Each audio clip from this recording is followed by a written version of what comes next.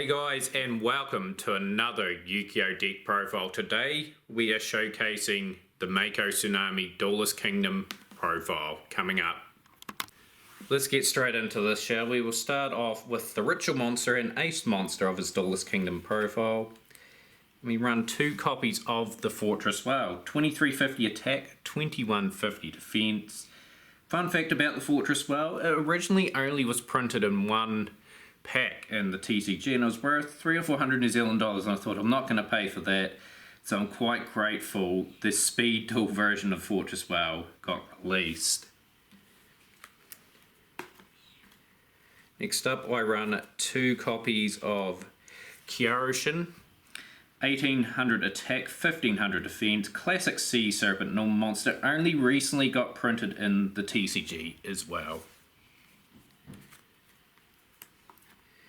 Probably the most iconic Mako monster ever. The Legendary Fisherman, 1850 attack, 1600 defense. While Yumi's on the field, this card is unaffected by spell effects and cannot be targeted for attacks, but does not prevent your opponent from attacking you directly. So it could be a useful option in terms of having just a monster on the board, but you have to have some good back row to sort of not be wiped out completely.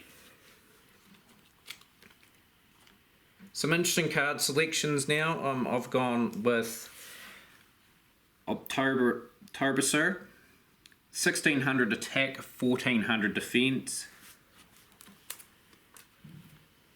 Next up, we've got one copy of Bottom Dweller, another fish monster, 1650 attack, 1700 defense. Another interesting monster here as well. Mako Tsunami, another fish, 1400 attack, 1600 defense. I have no idea why this card is a 5-star monster. I would rather have seen it as a 4-star monster. Rightio, so we run now three copies. Three copies of the Great White, 1600 attack, 800 defense, a solid 4-star monster, very useful in a Duelist Kingdom duel. Next up, he's got actually some really decent 4-star monsters here.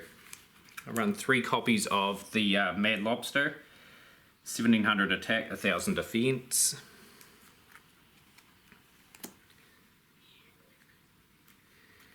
Run two copies of the High Tide Gyojin, 1650 attack, 1300 defense.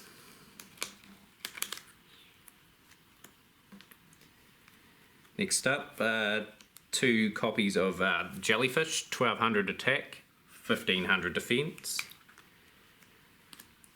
Got a very useful defensive monster here now. We run two copies of the Island Turtle, 2000 defense, very useful and could potentially give Mako an opportunity to stall long enough to get his ritual card out, or something like the Legendary Fisherman, or another one of his 5-star fish monsters. Run some interesting choices in this Duelist Kingdom profile. I quite like this card, it was cool artwork, so thought why not. It's a fish monster, Tongyo, 1350 attack, 800 defense. This baffles me. How on earth is this monster a 4-star monster? Flying Fish, 800 attack, 500 defense. Okay, so we run one copy of Mako Tai, 900 attack, 900 defense. Pretty useful effect as well.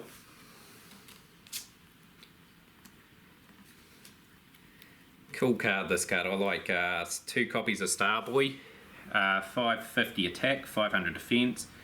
So it's got a really good effect as well. As long as this card remains face up on the field, increase the attack of all water monsters by 500 points and decrease the attack of all fire monsters by 400 points.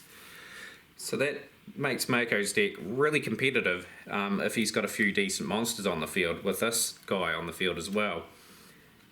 To round off the monsters, I run one copy of Psychic Kappa, 400 attack, 1000 defense. Moving to the spell cards of the Mako Tsunami profile. You run 3 copies of the field spell Umi. So Umi just gives Mako's monsters, all fish, sea serpent, and thunder and aqua monsters on the field, increase of 200 attack and defense. Given Mako a card that increases his aqua monsters, and that is the power of Kaishin. Now, to get our Fortress Whale on the field, we've got to run the ritual spell, of course. We run 2 copies of Fortress Whale Oath. Some of Mako's monsters fall under the 1500 category, so I thought why not play a salvage in the deck. So you target 2 water monsters with 1500 or less attack in your graveyard, add those targets to your hand. Of course, none of my deck profiles can't go without Pot of Greed. Obviously, we don't know what it does. And to round it all off, guys, we've got only 1 trap in the profile. We run 2 copies of Tornado Wall. So, pretty much with Tornado Wall, you've got to play. You've got to have Umi on the field, along with this, and that means you don't take any battle damage while this combo is on the field. So hopefully you guys enjoyed that profile. I really enjoyed putting the Mako Tsunami one together. Obviously we've got a favourite card. This is my favourite card of the profile, which is Starboy. But that wraps up our Duelist Kingdom portion of the Yu-Gi-Oh series. We'll be moving on to Battle City. We'll start off with Yu-Gi-Moto. And that will be released pretty quickly because I've got most of the cards for Battle City. But yeah, smash the like button, guys. We'll aim for maybe 5 to 10 likes. We're only a small channel.